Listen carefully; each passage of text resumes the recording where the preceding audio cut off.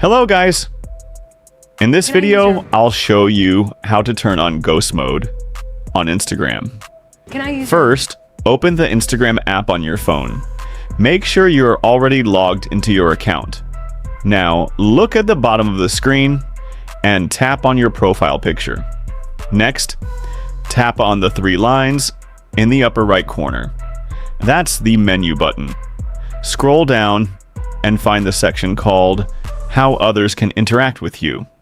Click on Message and Story Replies. Select Activity Status. There is a trigger called Show Your Active Stories.